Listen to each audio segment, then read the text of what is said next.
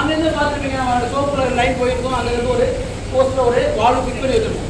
So அந்த hydrant லைனில் வந்து எனி டைம் 10 kg ப்ரெஷர் இருந்துக்கிட்டே இருக்கும். அந்த ஹைட்ரன் லைனில் 10 kg ப்ரெஷர் இருந்துக்கிட்டே இருக்கும். சரியா, நீங்கள் ஓப்பன் பண்ணிங்கன்னா மட்டும் போதும், ஆட்டோமேட்டிக்காக அதில் வந்து தண்ணி ப்ரெஷராக நமக்கு வந்துக்கிட்டே இருக்கும். ஸோ அதுக்கு வந்து என்னென்னு கேட்டிங்கன்னா அங்கங்கே ஒரு ஓஸ்லாம் வச்சுருக்கோம். அந்த ஓஸில் இருந்து ஓஸை எடுத்து அந்த வால்வில் கனெக்ட் பண்ணி அதுக்கு எண்டில் வந்து ஒரு நாசில் இருக்குது. நம்மள்கிட்ட நிறைய வித்தியாசமான நாசில் இருக்குது. ஸோ முதல்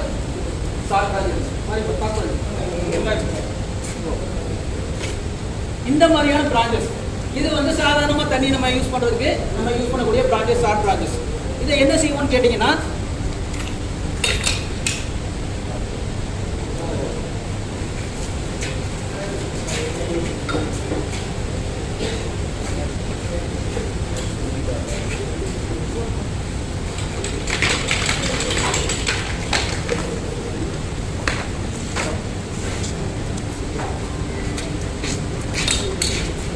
ஸோ இந்த மாதிரி ஃபிக்ஸ் பண்ணி நம்ம அந்த வால்வுக்கு வந்து அந்த எண்டு வந்து ஐரனில் ஃபிக்ஸ் பண்ணுவோம்.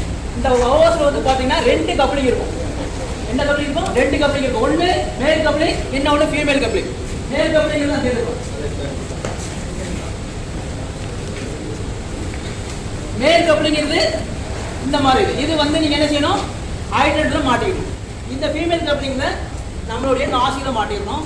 இந்த நாசியில் மாட்டினதுக்கப்புறம் இதில் நான் ஆல்ரெடி என்ன சொல்லியிருந்தேன், 10 kg ப்ரெஷர் வந்து ஹைட்ரன் லைனில் இருக்குது இல்லையா? ஸோ 10 kg ப்ரெஷர் நம்ம சாதாரணமாக ஹேண்டில் பண்ணிங்கன்னா அப்படின்னா நம்மளால் ஹேண்டில் பண்ண முடியாது. இந்த ஓஸ் நம்மளை விட்டுட்டு போயிடும். சரியா, அதனால வந்து இதுக்கு வந்து ஹேண்ட் லாக் அப்படின்னு சொல்லி ஒரு மெத்தட் இருக்குது. ஹேண்ட் லாக் இதை வந்து ஓஸ் வந்து ஹேண்ட் லாக் பண்ணுறோம்னா எப்படி கேட்டிங்கன்னா ஃபஸ்ட்டு வந்து இதை மேலே பிடிக்கிறீங்க. அடுத்து ஓஸோட அடிப்படையில் வலது பக்கம் கையை உள்ள விட்டு இப்படி லாக் பண்ணிக்கணும். ஸோ இப்படி லாக் பண்ணிங்கன்னா என்ன ஆகுன்னு கேட்டால் இந்த ஓஸு உங்களை விட்டு எங்கேயும் போகாது. சரியா, எவ்வளோ ப்ரெஷர்னாலும் நம்மளால் ஹேண்டில் பண்ண முடியும். சரியா, அதுக்கு அடுத்து லெக் லாக். லெக்கை வந்து என்னென்னா இப்போ சாதாரணமாக அப்படியே பிடிச்சிட்டே இருந்தீங்கன்னா என்ன ஆகும்? ப்ரெஷர்லாம் கொஞ்சம் அங்கிட்டு இங்கிட்டு ஷேக் ஆகிறதுக்கு லாய்க்கும். இது வாய்ப்பு இருக்குது. ஸோ அதனால் என்ன செய்யணும்? இந்த லெஃப்ட் காலை நல்லா பெண்ட் பண்ணி இந்த ரைட் காலை வந்து நல்லா ஸ்டிப்பாக வச்சுக்கணும். சரியா, இந்த மாதிரி பொசிஷனில் வச்சிங்கன்னா ஏன் அப்படின்னு சொன்னால் நாளைக்கு எமர்ஜென்சி நீங்களே எங்களுக்கு சப்போர்ட்டுக்கு வரலாம்.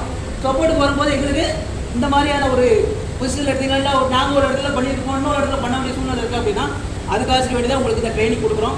இதை வச்சு இப்போ நம்ம ஓப்பன் பண்ணி காட்டப்போம். சரியா, அதுக்காக தான் உங்களுக்கு சொல்லிக் கொடுக்குறேங்க. சரியா, அதனால் எல்லோரும் கவனமாக பார்த்துக்குங்க.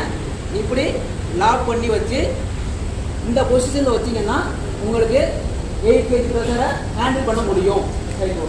சப்போஸ் கொஞ்சம் வீக்கான ஆளாக இருக்கிறீங்க அப்படின்னா இன்னொரு ஆள் சப்போர்ட் வரணும். இன்னொரு ஆள் சப்போர்ட் வரணும். சப்போர்ட் வலது கை முன்னாடி இந்த ஷோல்டர், இடது பக்கம் ஷோல்டர், அவர் வலது பக்கம் ஷோல்டர். இப்படி என்னுடைய கால் அவருடைய கால் இப்படி என்னுடைய ஷோல்டர் அவரை இப்படி டச் பண்ணால் ஜாக்கி கொடுத்த மாதிரி இருக்கும். அவரை அவளை சாக்காது. நான் வந்து அவரை புஷ் பண்ணுறேன். இப்படி இது சப்போர்ட். ஓசை வந்து தண்ணி வந்துட்டு ஓசை இப்படி பிடிச்சி வாங்க. இப்படி போட்டு பிடிச்சி அப்படின்னா இங்கே வந்து தள்ளாது, ஈஸியாக ஃபயரை நினைக்கிறேன்.